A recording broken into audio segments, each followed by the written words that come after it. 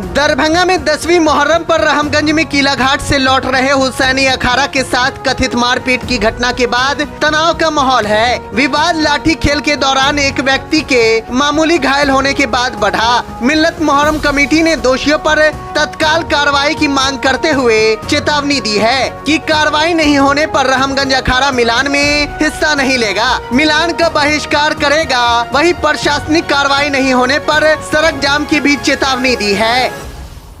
आज कल नहीं, आज की बात है। आज जो 10वीं मुहर्रम है ना, आज की बात है। हम लोग का अखाड़ा यहाँ से जाने के क्रम में ही हुसैनी अखाड़ा जहाँ होता है वहीं से उन्होंने डिस्टर्ब करना शुरू किया।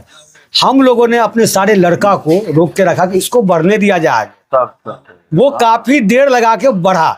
आज जब हम लोग किला घाट कमेटी से जब वापिस आ रहे थे तो इन लोगों ने कहा किया कि जो लड़का लोग तो लाठी कर आता है, तो लाठी का टूटन जो होता है ऊपर का टूट के उसको कुर्सी पर बैठा हुआ था, लग गया। इतना लगना कि मेरे आदमी को तो इस तरह से मारना शुरू कर दिया। चूंकि लड़का लोग तो आगे बढ़ गया था। बहुत लंबा अखाड़ा है ना हम लोग का, 12-13 आदमी के मोहल्ला से अखाड़ा लेके चलते हैं हम लोग। एक अखाड़ा सिर्फ रामगंज का नहीं, हमारा रामगंज के लाइसेंस पर 12-13 मोहल्ला जाता है। यहाँ से सभी मोहल्ला के लड़का थे। उसको घेर लिया। घेरने बाद औरतें घर से लाठी निकाल के मारने के लिए, जो हरी पगड़ी बांधे हुए सरपरस्त लोग जो कहते हैं हम अपने आप को सरपरस्त मान ला के, वो लाठी चला रहे थे।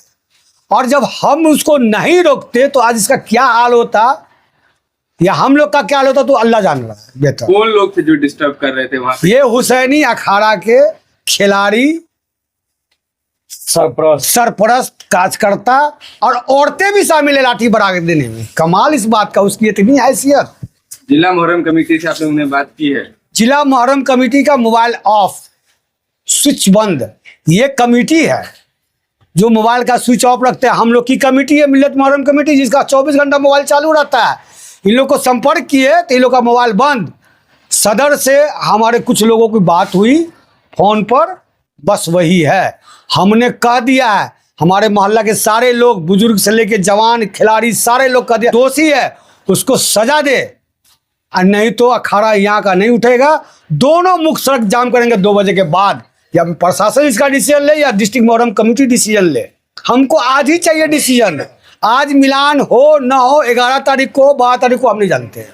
अभी तक कोई आश्वासन मिला है? कोई आश्वासन नहीं। नवीन जी आए हुए थे, पत्रकार महोदय जी, उन्होंने टाइम दिया 2 बजे का, 2-3 घंटा का टाइम मांगा। हम लोगों का, उन्होंने कहा नमाज की बात है। हम ठीक है, नमाज के बाद 2 बजे सारी मस्जिदों में नमाज खत्म हो जाती है।